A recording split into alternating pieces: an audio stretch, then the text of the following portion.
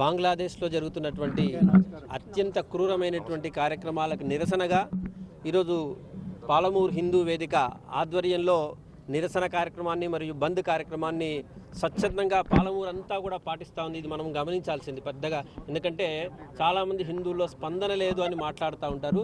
ఇప్పుడు మనం రోడ్డు నుంచి వస్తూ ఉంటే దాదాపుగా అన్ని షాపులు మూసుకొనే ఉన్నాయి.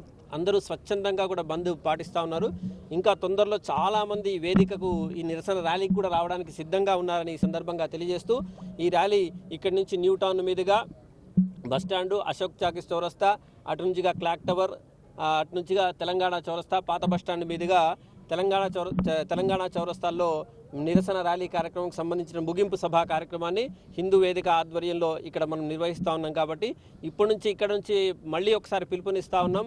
పాలమూరులో ఉండేటువంటి హిందూ బంధువులందరూ కూడా తప్పకుండా ఈ నిరసన ర్యాలీలో పాల్గొని ఈ కార్యక్రమాన్ని విజయవంతం చేసి హిందువుల ఐక్యతను మళ్ళీ ఒకసారి ప్రపంచానికి చాటాల్సిన ఆవశ్యకత ఎంతైనా ఉందని ఈ సందర్భంగా తెలియజేస్తూ, ఎవ్వరూ కూడా తలెత్తి చూడడానికి కూడా భయపడేటువంటి స్థితిలో పాలమూరు అనే కాదు, హిందూ సమాజాన్ని ఎక్కడ కూడా అభద్రతా భావం లేకుండా ఉండడానికి ఈ యొక్క గొప్పనైనటువంటి అవకాశాన్ని అందరూ కూడా వినియోగించవలసిందిగా కోరుతా ఉన్నాం. దేశమైన బంగ్లాదేశ్లో మరి హిందువులపై ఏ విధమైన సంఘటనలు జరుగుతున్నో మీకు అందరికీ తెలిసిందే. మరి కేవలం హిందువులను మాత్రమే టార్గెట్ చేసి మరి హిందూ మహిళలపై మరి నోటితో చెప్పలేని విధంగా వారిపై ఎలాంటి సంఘటనలు జరుగుతున్నాయో మీరు అందరూ కూడా మీడియా ద్వారా చూస్తున్నారు. మరి హిందూ దేవాలయాలను కూడా అక్కడ ధ్వంసం చేయడం జరుగుతున్నది.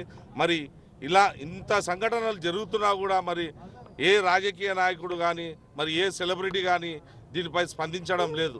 మరి స్పందించని తదనంతరం మేమంతా కూడా ఐక్యమై హిందూ సంఘాలు, హిందూ ఐక్యవేదిక ఒక స్టేజ్ కింద మేమంతా కూడా మరి ఇదివరకే కొన్ని ఊర్లలో బంద్ పాటించడం జరిగినది. మరి ఈరోజు శనివారం మా పాలమూరు పట్టణంలో పూర్తిగా బంద్ పాటించడం జరుగుతున్నది. మరి బంద్తో పాటు నిరసన ర్యాలీ కొనసాగి జరుగుతున్నది. ఈ నిరసన ర్యాలీలో హిందూ బంధువులందరూ కూడా అధిక సంఖ్యలో పాల్గొని ఈ నిరసన ర్యాలీని విజయవంతం చేయాలని చెప్పి ప్రతి ఒక్కరు కూడా కోరుకుంటున్నారు. జై హింద్.